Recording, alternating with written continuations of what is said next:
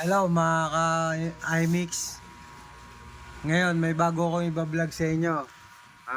Digital console iMix. Kukonek po natin siya sa ano natin. Kukonek po natin siya sa laptop natin, sa external niya. Ito po ang gamit ko sa Ethernet. Sa Ethernet po tayo. Ito. Kasi pagka wala sa Ethernet, hindi tayo gumamit nito. Tablet lang ginamit natin. Minsan bumibitaw po yung wifi niya. Pero nung nasubukan kong gumamit nito, etong Ethernet niya sa ano, hindi po bumitaw 7, no? Ngayon tuturo ko po sa inyo kung paano i-connect 'yan. Pasok po tayo rito, tapos sa likod na ano natin. Ito, ayan, pasok po tayo. Ngayon, may software po ibibigay sa atin. Ito po 'yun. Kaya makikita po natin dito sa baba ng ano natin 'yan. Sa baba ng laptop natin 'yan. Pindutin lang po natin 'yan. Yan, may T. Ayan po yung T. Yung software po 'yan. Pasukin nyo po 'yan. So, lalabas po 'yan. No? Una paglabas niya, nakalagay niya status. Ngayon, pindutin nyo po yung about. Yan, yung about. Pasok po tayo sa about. Yan. Magiging compatible na siya.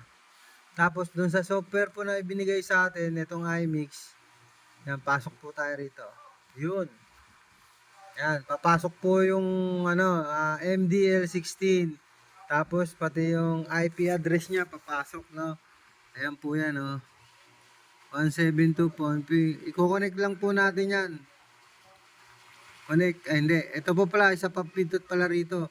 Kailangan magkulay, ano siya, kulay green. Yan, kulay green po yan. Tapos, saka natin iko-connect. Yun, nakakonect na po. Nakakonect na po tayo sa Eternal niya. No nakaraan, hirap na hirap ako paano i-connect yan. Hindi ko po ma-trace. Ngayon, testingin na po natin. Play po tayo ng air supply. Ito po, dito po nakakonect yan. Ayan, nakakonect po ako dito sa ano.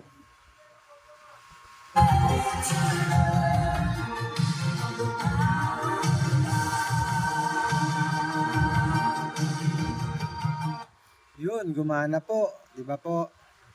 Ganun lang po ka-easy, no? Sa totoo lang, noong nakaraan, hirap po ako dyan. Di ko po ma-trace yan. Ito lang pala ang solusyon. Dito, papasok po tayo rito. Hanapin natin yung etong T. Papasok kasi itong iMix USB.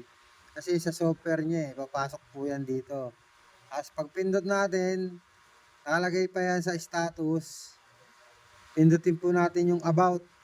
Yan, pag pindot po natin yung about, papasok yung compatible.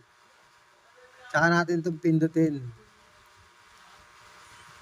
Yan. Tapos, pindutin natin itong nalagay rito. Magkukulay green. Yan. Naging kulay green na po. Sabay connect. Yun. Ganun lang po kadali. Mga ka-iMix, no? Tinatry ko po. Lagyan ng ano to eh.